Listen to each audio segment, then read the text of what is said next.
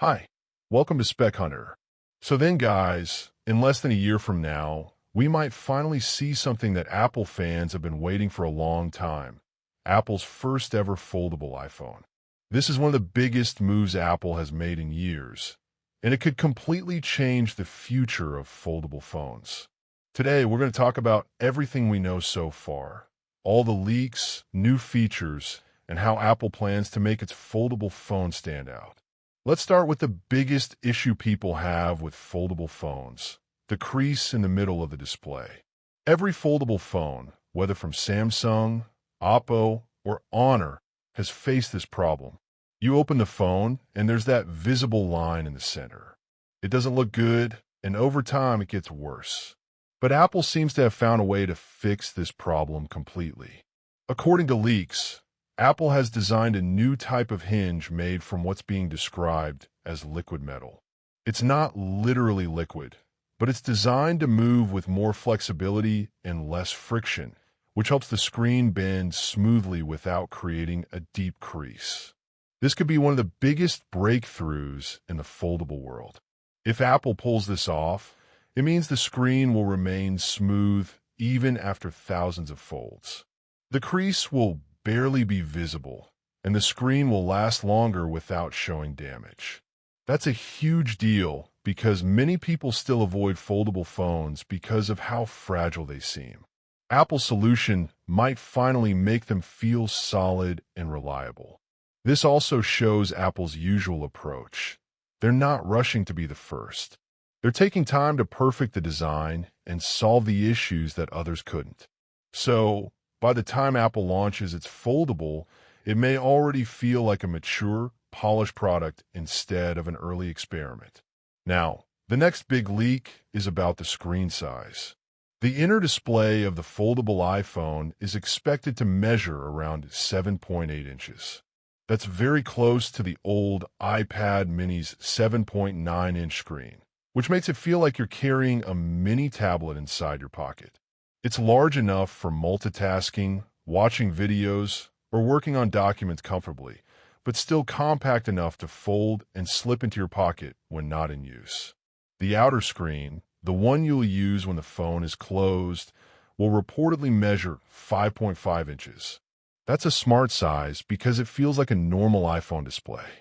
But what's interesting is how Apple is designing the proportions. Unlike Samsung's tall and narrow outer display, Apple's might be wider and shorter, which could make it easier to type on and use with one hand. When you unfold the device, that 7.8-inch screen will likely have a more landscape shape. That means when you're watching videos or playing games, you won't see those big black bars at the top and bottom that take up space on many foldable phones today. Apple wants to make sure the whole display is useful and immersive. This is a smart move because it shows Apple is designing the device not just for the foldable name, but for real, practical use. It's meant to give you a smooth experience whether it's folded or open. Now, let's talk about something that a lot of users have missed, Touch ID. Yes, Face ID has been great for years, but it's not always perfect, especially for foldable designs. That's why leaks suggest Apple is bringing back Touch ID, but not the old version on the front or under the screen. Instead, it will be built into the power button on the side.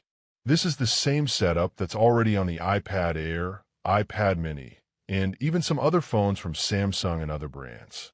It's fast, reliable, and perfect for a foldable phone where you might be using it at different angles. With Touch ID on the power button, you can unlock your phone instantly, whether it's folded, half open, or flat on a table. It also means Apple could combine both Face ID and Touch ID in one device, giving users more flexibility. Some people prefer the speed of Face ID, while others like the simplicity of Touch ID. This could make the iPhone Fold even more user-friendly.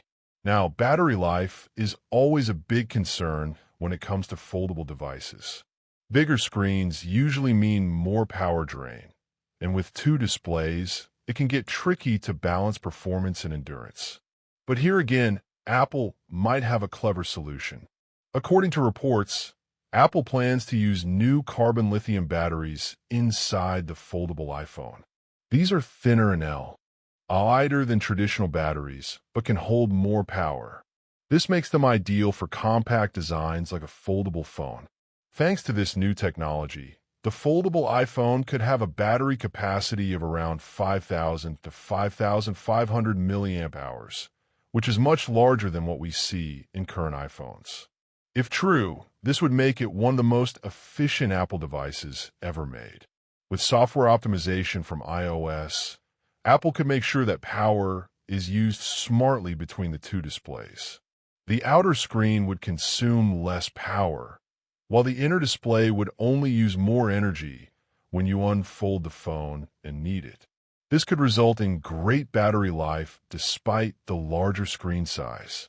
It's clear Apple is thinking carefully about everything, from the hinge to the battery, making sure each part of the design is durable, efficient, and reliable. They don't just want to create another foldable. They want to make one that lasts and performs like a real flagship. Now, everyone wants to know when this phone is coming. According to leaks, the iPhone Fold is on schedule to launch in 2026, most likely around September. That's Apple's usual launch window for new iPhones, so it makes perfect sense. It could be revealed alongside the iPhone 18 Pro Max and new Apple Watches. So yes, less than a year from now, we might finally see Apple's first foldable iPhone in person. It's been a long wait, but it's shaping up to be worth it. Apple doesn't jump into new categories unless they have something truly ready to show. And this one seems to be just that. Now, let's talk about the price. Foldables are known for being expensive, and early rumors suggested the iPhone Fold could cost more than $2,000. But the latest leaks are a bit more optimistic.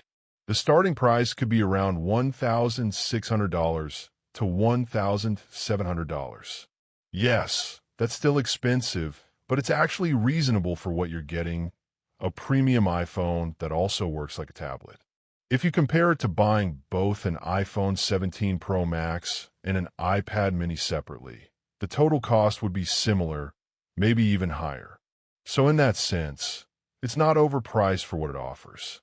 And as always, Apple products tend to hold their value longer than most phones, so that also adds to the long-term worth of the device.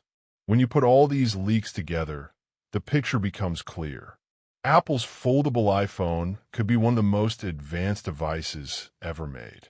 It's not just about folding, it's about solving the problems that have kept foldables from becoming mainstream.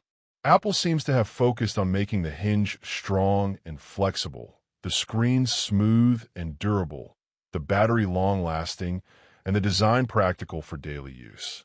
Add in features like Touch ID, a well-sized outer display, and a beautiful inner screen, and you have something that feels refined and well thought out. This could finally be the foldable phone that convinces even traditional iPhone users to switch. And if Apple's past success is anything to go by, their entry into the foldable space could push the entire industry forward. Just like the original iPhone changed smartphones, the iPhone Fold might redefine foldables. So, what do you think about Apple's upcoming foldable iPhone? Do you think it's worth the wait? Would you buy one when it launches next year? Let me know what you think in the comments. And that's all for today's video.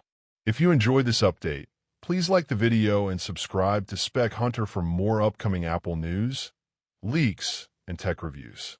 Don't forget to hit the bell icon so you never miss the latest updates. Until next time, take care and see you soon.